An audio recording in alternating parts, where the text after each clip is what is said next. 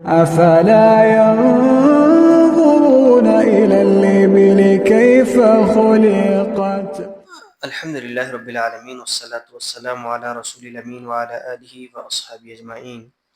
الحمدللہ آج ہم نے 22واں پارہ مکمل تلاوت فرمایا۔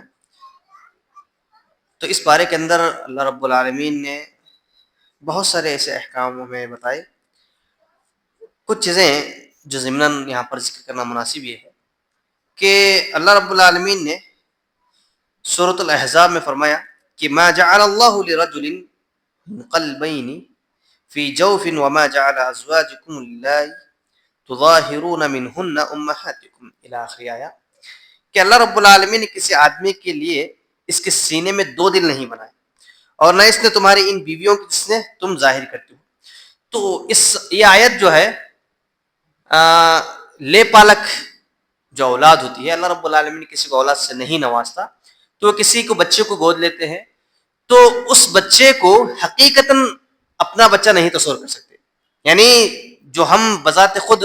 جو ہماری نسل سے جو ہمارے خون سے ہوتا ہے اس طرح ہم اس کو تسلیم نہیں کر سکتے جس طرح لے پالک بچہ ہوتا ہے۔ تو اللہ رب العالمین نے صدیوں سے جو یہ رسم چلتا ہوا آ رہا تھا تو اس کو یہاں پر ختم کر دیا کہ تمہاری حقیقی اولاد وہی ہے جو ہم نے تمہیں عطا کیا ہے، لے پالک کو تم اپنی حقیقی اولاد تصور نہیں کر سکتے۔ اسی لیے کہ زید بن محمد صلی اللہ علیہ وسلم سے زید بن حارثہ رضی اللہ عنہ، مشہور واقعہ ہے کہ سیدنا زید بن حارثہ رسول صلی اللہ علیہ وسلم کے غلام تھے جنہیں آپ صلی اللہ علیہ وسلم نے آزاد کر کے اپنا بیٹا بنا لیا تھا، اس لیے تمام لوگ انہیں زید بن حارثہ کے بجائے زید بن محمد کے نام صلی اللہ علیہ وسلم کے نام کی طرف منسوب کر کے پکارا کرتے تھے۔ تو اللہ رب العالمین نے یہاں پر اس بات کی انہیں تنبیہ دی کہ حقیقی اولاد وہی ہے جو آپ کی نسل سے ہے، یعنی لے پالک اگر آپ کسی کو گود لیتے ہیں، کسی کو لے کر کے پالتے ہیں تو اس کا مقصد نہیں ہے کہ آپ کے حقیقی بچے بن جائیں، اور یہ سب سے غلط چیز ہے کہ ان کے اصل باپ کے نام کی طرف منسوب کرنے کے بجائے اپنے نام کو ان کی طرح ان کے سامنے منسوب کریں۔ مثال کے طور پر جیسا کہ ہم نے کہا کہ زید بن حارثہ، زید رضی اللہ تعالیٰ عنہ کے والد حارثہ تھے، لیکن جب آپ صلی اللہ علیہ وسلم کے غلام تھے تو غلام سے آپ صلی اللہ علیہ وسلم نے انہیں آزادی دی۔ آزادی دینے کے بعد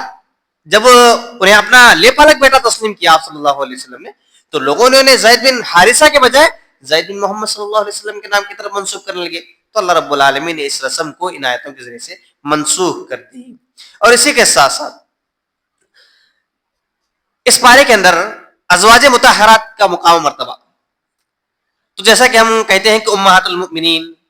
امیر المؤمنین، یا جب ہم لے پالک یا دوسرے بچوں کو منسوخ نہیں کر سکتے تو ہماری وہ مائیں کیسے ہو سکتی ہیں؟ یعنی ازواج مطہرات جو آپ صلی اللہ علیہ وسلم کی جو بیویاں ہیں وہ ہمارے مائیں کیسے ہو سکتی ہیں؟ اللہ رب العالمین نے اس آیت میں فرمایا کہ النبی اولی بالمؤمنین من انفسہم وازواجہ امہاتہم، سورہ احزاب آیت نمبر 6 میں اللہ رب العالمین نے فرمایا یہ نبی مومنوں پر ان کی جانوں سے زیادہ حق رکھنے والے ہیں۔ جو انبیاء ہیں، یہ خصوصاً جو نبی ہیں، یہ ان کی جانوں سے زیادہ ان پر حق رکھنے والے ہیں، پھر ان کی بیویاں ان کی مائیں ہیں۔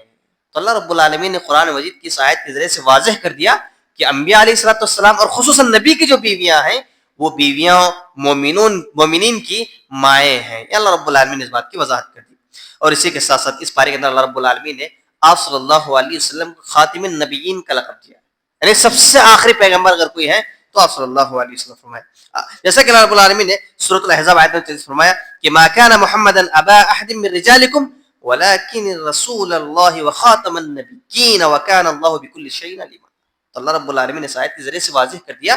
کہ محمد تمہارے مردوں میں سے کسی کے باپ نہیں ہے، جیسا کہ زید بن حارثہ رضی اللہ تعالیٰ عنہ کو لوگوں نے زید بن محمد کے نام کی طرف منسوب کیا صلی اللہ علیہ وسلم، تو اللہ رب العالمین نے اس کو واضح کر دیا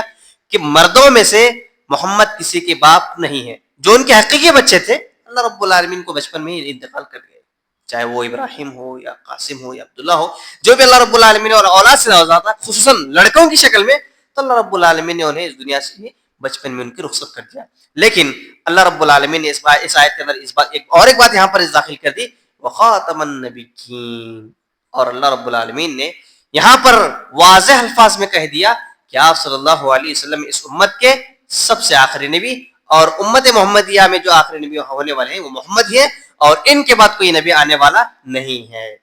جیسا کہ آج معاشرے کے اندر ایسے بے شمار لوگ ہیں, ہم نے حال ہی میں کچھ ایسے اشخاص کو دیکھا جو اپنے آپ کو نبی کا دعویٰ کر رہے ہیں, جھوٹے نبی ہونے کا دعویٰ کر رہے ہیں. تو آپ صلی اللہ علیہ وسلم تو ظاہر سی بات ہے کہ وہ اس آیت کے مترادف ہے. وخاتم النبیین, جب اللہ رب العالمین نے واضح کر دیا کہ خاتم النبیین اگر کوئی ہے تو محمد صلی اللہ علیہ وسلم ہے, اور تا قیامت تو کوئی نبی آنے والا نہیں ہے. اگر ان کے بعد کوئی جھوٹا اپنے آپ کو یہ کہے کہ میں نبی ہوں یا میں آخری رسول ہوں یا میں آخری پیغمبر ہوں, یہ آیت کے خلاف ہے اور آپ صلی اللہ علیہ وسلم کی حکم کے, اللہ رب العالمین کے حکم کے خلاف ہے. تو اس لیے اللہ رب العالمین نے فرمایا ہاں جو لوگ کہتے ہیں کہ عیسیٰ علیہ السلام آنے والے ہیں تو کیا وہ بھی نبی ہوں گے؟ نہیں. عیسیٰ علیہ السلام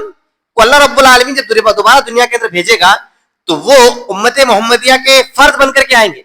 یعنی وہ اپنی شریعت پر عمل نہیں کریں گے. یعنی جو عیسائی جو شریعت ہوگی اس شریعت پر عمل نہیں کریں گے بلکہ شریعت محمدیہ پر عمل کریں گے. یعنی شریعت محمدیہ پر عمل کریں گے تو وہ بحیثیت نہیں بلکہ بحیثیت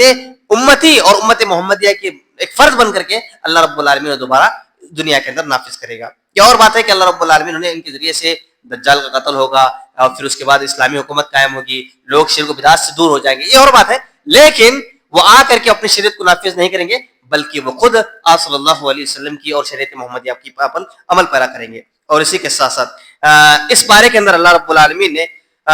جو سب سے اہم چیز جو بتائی وہ یہ ہے, جیسا کہ ہم بارہا سنتے ہیں چاہے وہ خطبات میں ہو یا دروس میں ہو, آپ صلی اللہ علیہ وسلم پر درود بھیجنا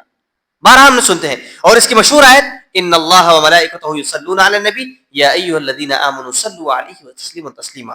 کہ رسول صلی اللہ علیہ وسلم اپنی امت کے لیے بڑی مشقت اٹھائی. ظاہر سی بات ہے یہ جو مقام جو مرتبہ انہیں ملا ہے یوں ہی نہیں ملا,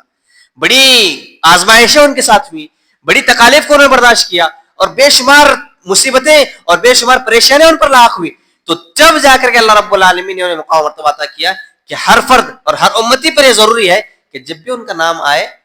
جب بھی ان کا نام ذکر کیا جائے تو اس نام کے آگے انہیں درود پڑھنا بے حد ضروری ہے. تو اللہ رب العالمین نے اس آیت کے ذریعے سے واضح کر دیا کہ ہم نے آپ کے نام کو بلند کیا ہے اور آپ کے مقام و مرتبے کو بلند کیا ہے, اور کب تک؟ تا قیامت تک. اور اسی کے ساتھ ساتھ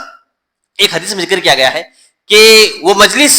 سب سے بری مجلس ہے یا سب سے بیکار مجلس ہے جس مجلس میں اللہ رب العالمین کا ذکر نہ کیا گیا ہو اور جس مجلس میں آپ صلی اللہ علیہ وسلم پر درود نہ بھیجا گیا ہو.